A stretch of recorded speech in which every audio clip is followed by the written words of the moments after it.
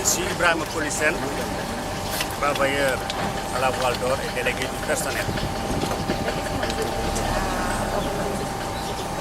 Bon, nous organisons cette sitting pour s'exprimer sur la situation ouvrière qui sévit à la Voile d'Or.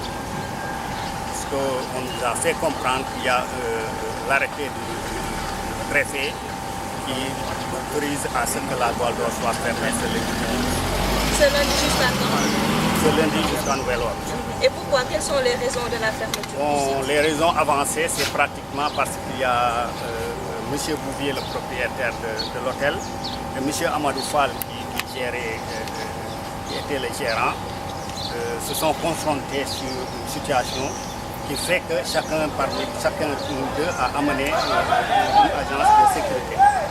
Alors la cohabitation de ces agents de sécurité est considérée comme une source de conflit. Alors c'est juste par rapport à cette cohabitation qu'ils ont demandé à fermer la voie. D'accord. Et en quoi êtes-vous concernés, vous les travailleurs? Nous les travailleurs, nous demandons à ce que cette injustice-là soit sue par les autorités sénégalaises. Puisque nous avons quand même fait de notre mieux pour éviter cette fermeture. Qu'est-ce que vous craignez avec cette fermeture? C'est qu'il y ait un problème avec vos salaires ou bien que l'entreprise ne soit plus productive au point que vous soyez licenciés? Oui, vous savez, la Voile d'Or, c'est notre gagne-pain. Nous sommes des pères et des mères de famille qui vivent de cet hôtel. Donc si on nous parle de la fermeture, ça va nous effrayer. Et étant donné que nous ne sommes pas responsables, on ne doit pas être les victimes angoissées. Alors vous en avez parlé à vos supérieurs, aux gérants et aux propriétaires? Oui, vous savez, c'est une situation qui a perduré, puisque depuis 2007, la situation là ne cesse de nous angoisser, mais nous avons toujours évité cette fermeture qui est finalement arrivée. Parce que nous les travailleurs, on nous a toujours lésés sur nos droits, mais on a pensé à éviter ça pour que ça nous renvoie à une fermeture. Vous parlez de gagne de paie. Est-ce que vous avez des problèmes de salaire? Oui, nous avons des problèmes de salaire. Il y a parmi nous ceux qui sont dans leur 7e mois de retard de paiement de salaire, d'autres 4 mois, d'autres 3 mois.